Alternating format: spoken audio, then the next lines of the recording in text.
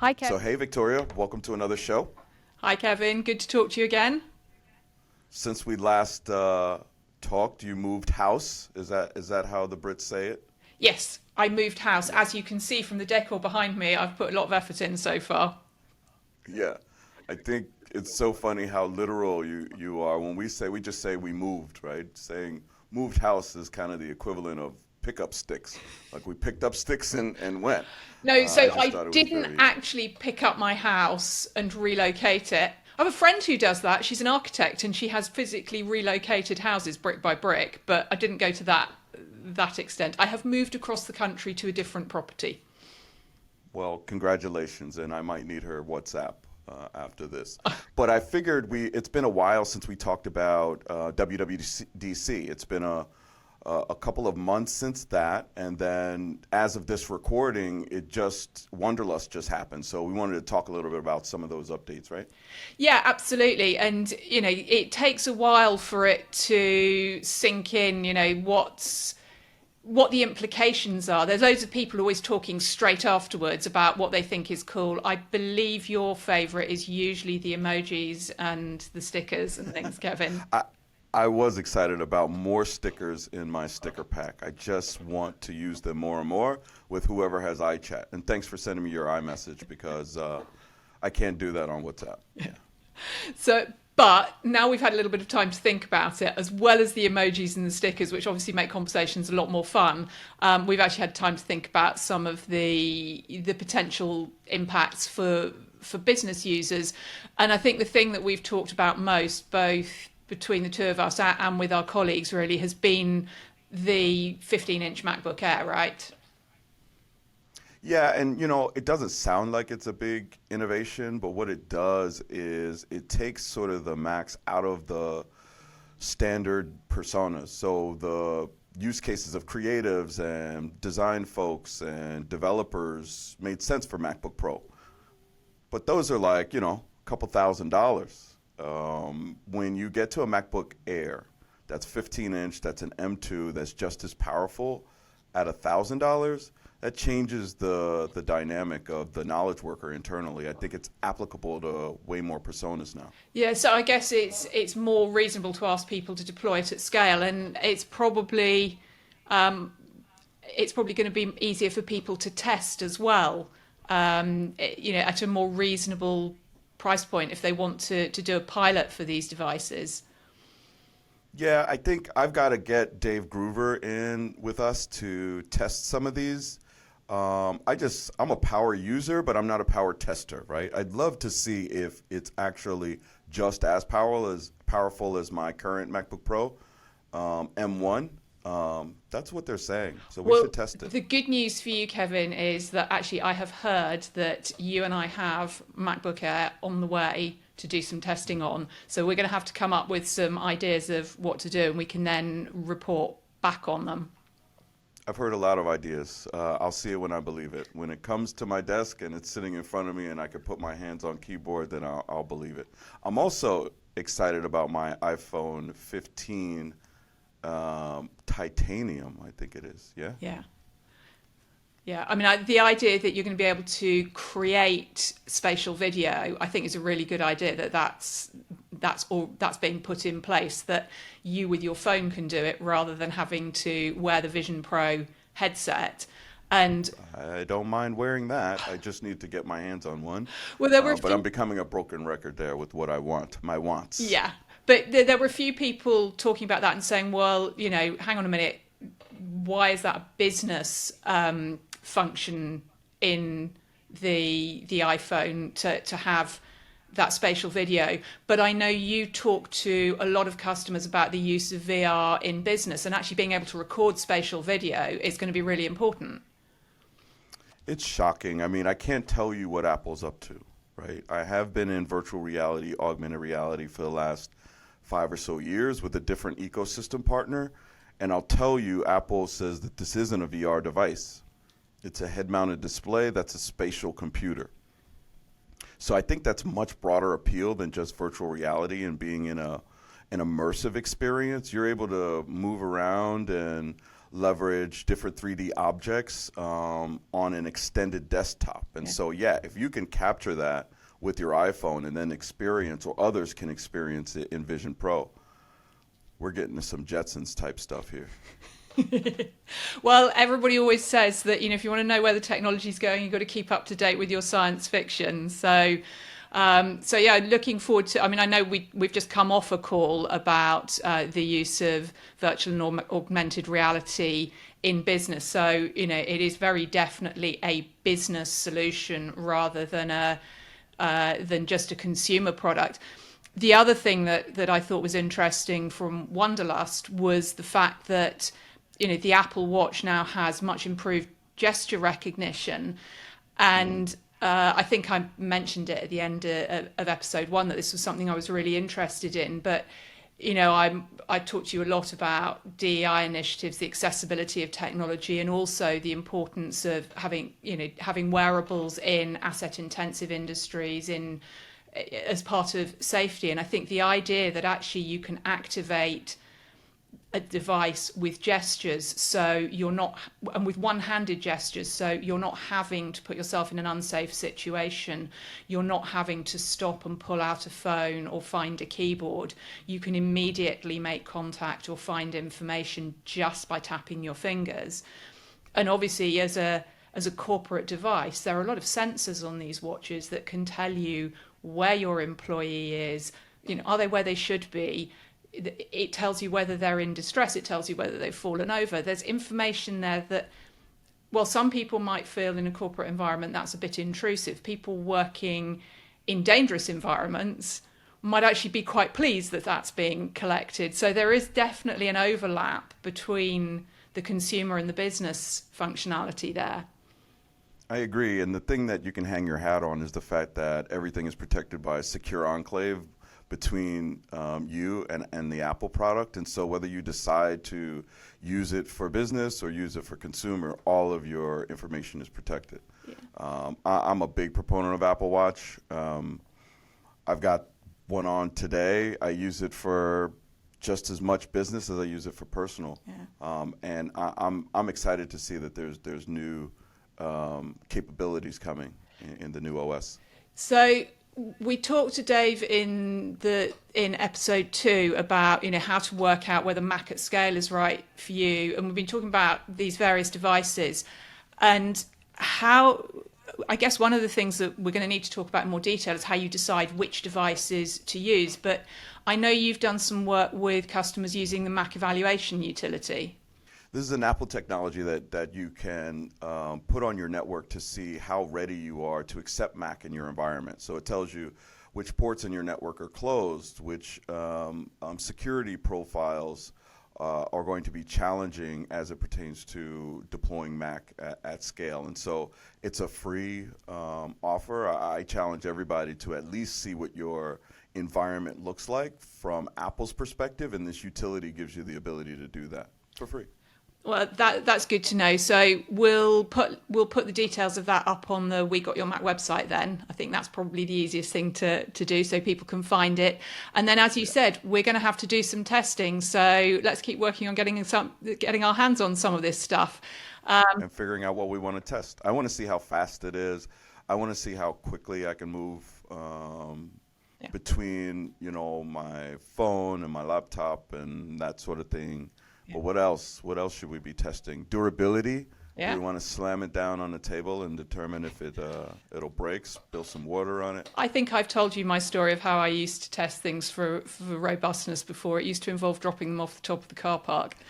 I'm very careful with my Mac. It's like the Mona Lisa to me. I don't put anything on it, and I carry it around like a little newborn baby. Okay, well, good to talk to you again, Kevin. And with that, let's move on to today's guest interview. So in the last episode, we talked to Dave Gruver about how to work out whether Mac at scale is actually the right thing for you to do. And he mentioned the importance of understanding TCO of Mac versus your existing devices.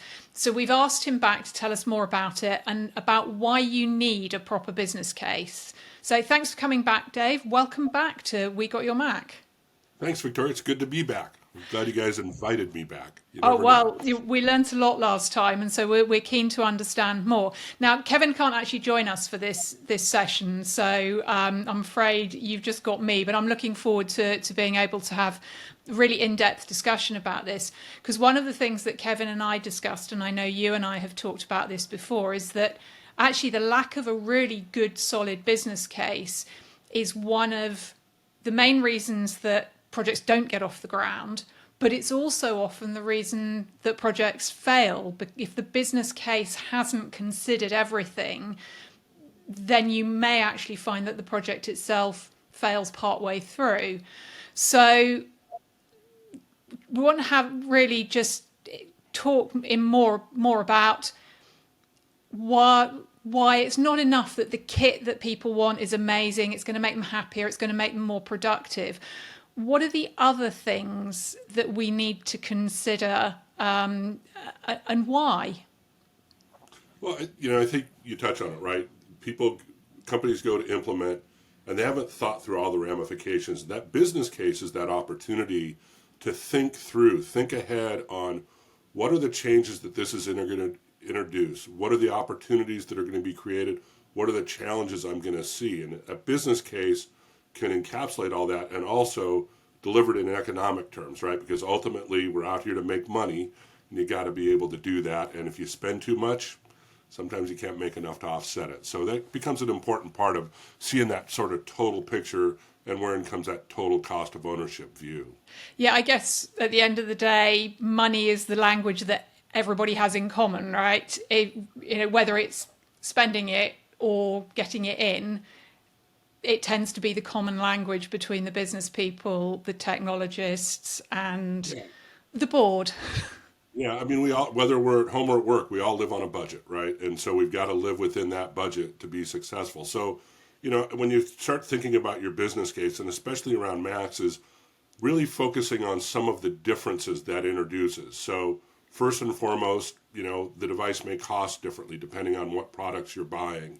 They may be, in fact, more expensive. In some cases, they may be the same price if you start getting down to those MacBook Air devices, right?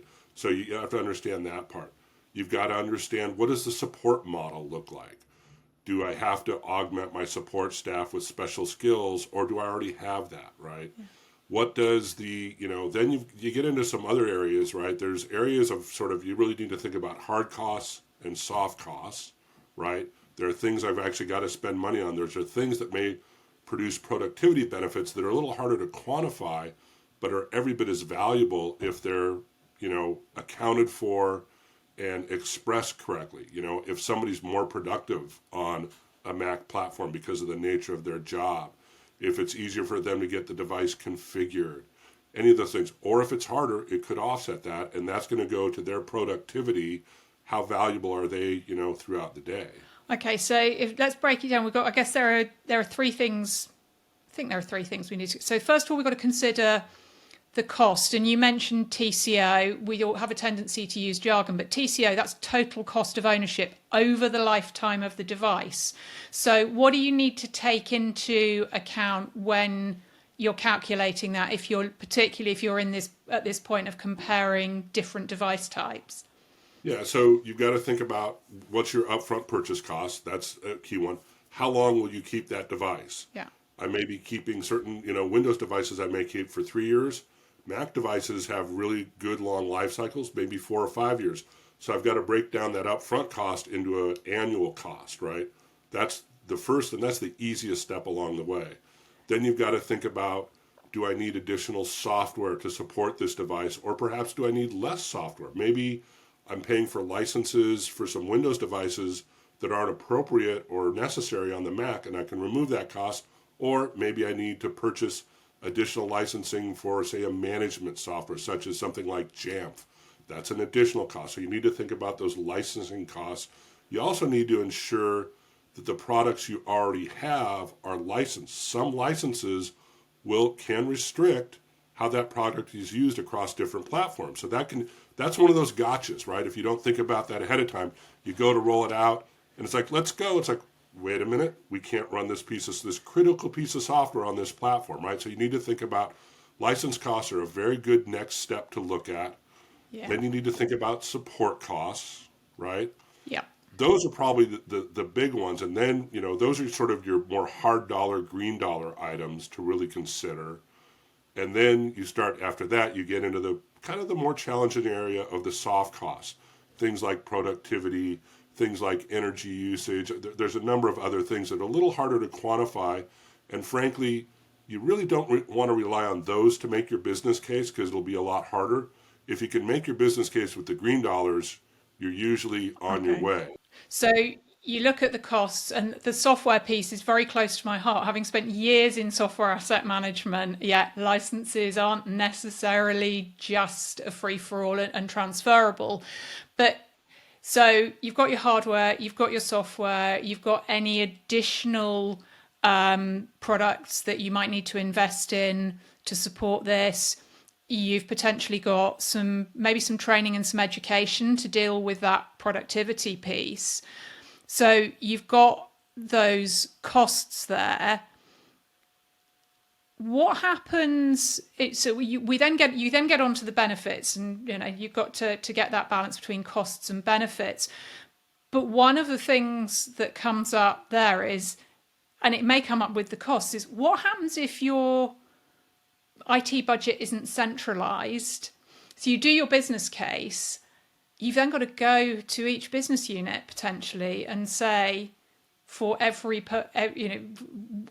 we've got to find a way of working out how much is paid for by whom. And likewise, when you work out the benefits, which we'll talk about in a minute, you've then got to work out how you get people to sign up to be accountable for those benefits as well. Yeah, and that's budgets where the money lies is a challenging part. I like to start with really try to be very sort of a holistic view. What is net best for the company? Yeah. Is this decision, as I go through these numbers, is this going to be a net benefit for the company for whatever reasons? And if the answer to that is yes, now I've got to work out how to pay for it within my budget structure. And based on your budget structure, you may think about positioning and emphasizing different parts of your business case in different ways. And, it's a little bit of tap dancing. That's what we do. But you've still got to be genuine to the core numbers, right? Yeah. But you can emphasize certain parts. A key thing for sure is, if you come in and say, hey, we've decided that this particular platform is advantageous to the business for these, 6, 7 reasons. But by the way, you're going to pay more up front. And that's in, the business unit budget. They buy the devices, centralized IT does its work.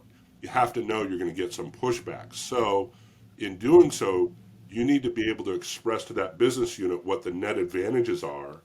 And ideally, some of those advantages accrue to that business unit in other ways in terms of whether it's productivity, could be employee retention, could be employee engagement. Those are things that the business unit is absolutely paying for. If their employees aren't engaged, if they're having high turnover, that's costing that business unit. If you can deliver a platform that engages and retains employees better, you can help them understand that this may be a little more upfront investment creates a better long-term return. So you just have to think about it and, wear the shoes of the other people in your business case, right? Think about if I'm over on this side looking at it, how would I view it? What are the important things to me? Yet if I'm over here in, an asset management group, it looks different. If I'm in a sales group, it looks different. So taking the time to understand and talking to those groups to understand what's important to them, that becomes part of your business case and part of how you articulate the benefits. Yeah, and I know we've talked about this before, but quite often finance are the toughest people to get this through. So if you're getting pushback from finance, I guess we're putting numbers on this, but how do you go about really getting finance engaged? You got to talk to them, and I think one of the ways I think to go into it too is don't necessarily go into as you're building the business case and you're engaging finance, you're engaging asset management, you're engaging business units, kind of go into it with, hey, we have an idea. This is the concept that we're trying to achieve. We want to work with you to understand if we can find the numbers and engage them in the process. Because a lot of times, if you go to a finance department with your conclusion, they're going to want to poke holes in your conclusion because they weren't part of it, sort of that not in my backyard kind of stuff. Yeah. So I think engaging them early is a real advantageous part of it. Because then you're going to understand from that accounting team, that finance team, what's important to them. How do they look at money? They're, looking at it in terms of just, today's dollars, net presence value, any of those various accounting things that come into play that can have some influence. So having them involved early, I think, is a smart strategic play as you're building the case. I mean, an interesting story too is, and this goes to where you start talking about hard dollar and soft dollar costs. I kind of always feel like the soft dollar costs have to be really good to, offset any hard dollar costs. And we had a situation where I was working years ago where, there was an economic downturn. We put some restrictions in spending.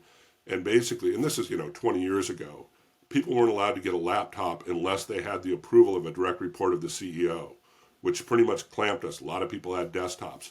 And that was in place for several years. And as time went on, laptops became more competitive with desktops. And one day we were looking at it, and we did a real simple pencil line thing that realized that if one of our employees with a laptop got 2 more hours of productivity per year over the 3-year period, so 6 hours of productivity, that would offset the benefit or offset the cost of that laptop versus the desktop plus display, right?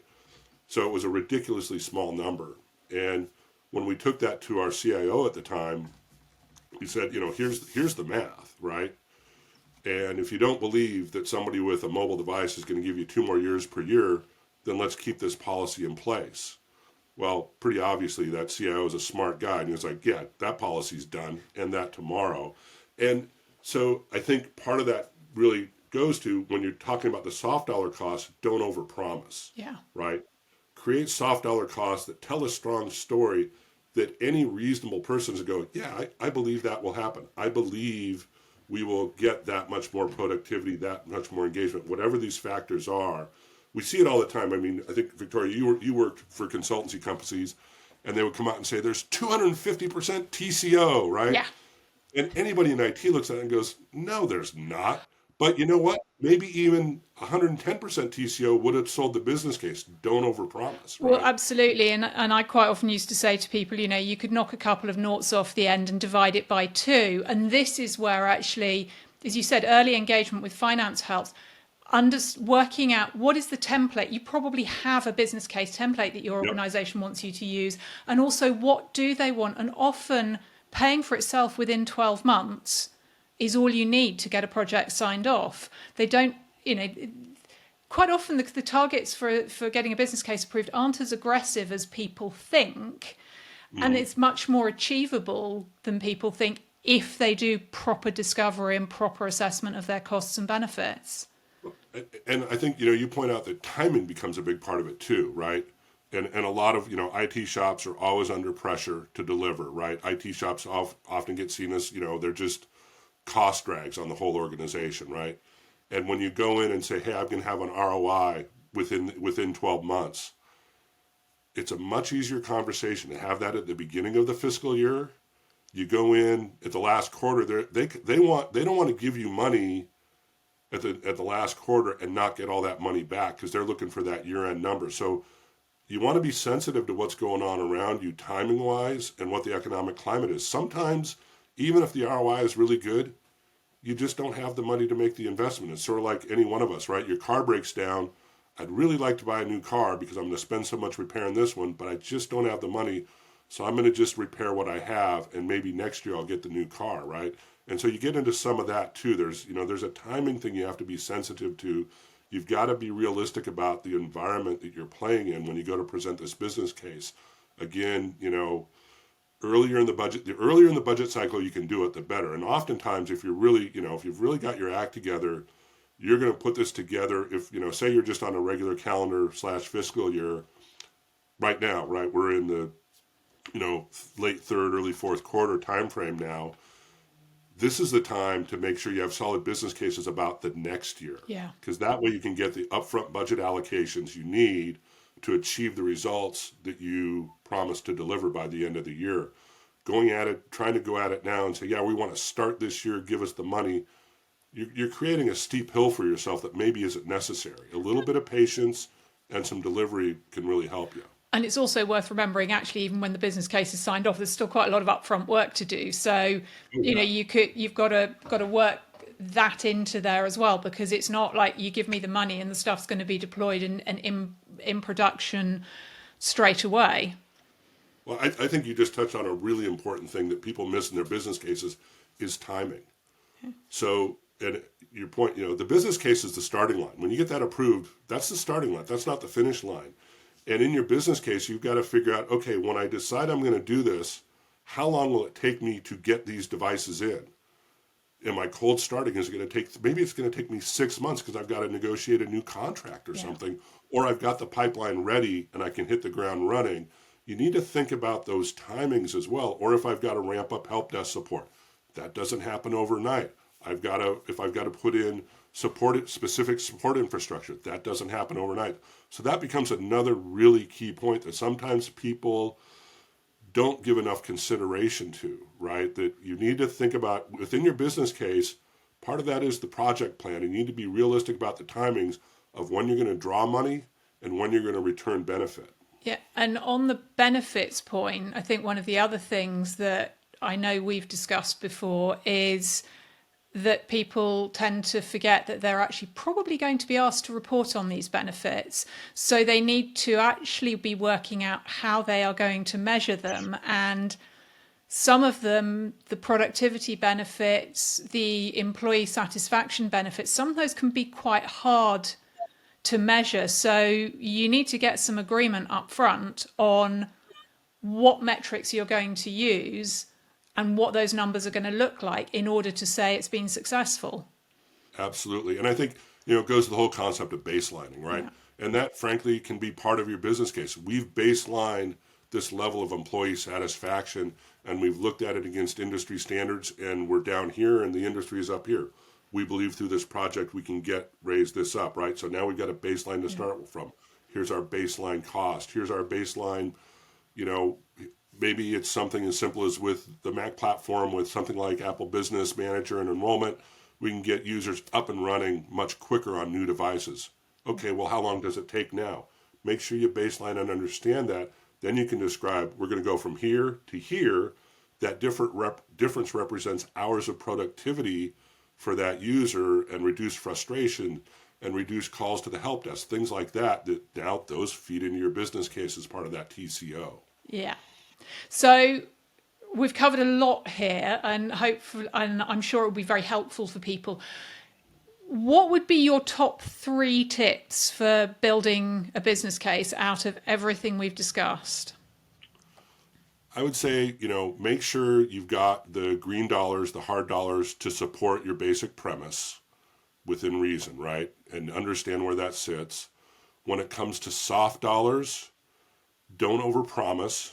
You should be able to make a compelling statement without overpromising. And then if you exceed that, scream to the high hills about how good you did. And then I think the other one is really think through your timing.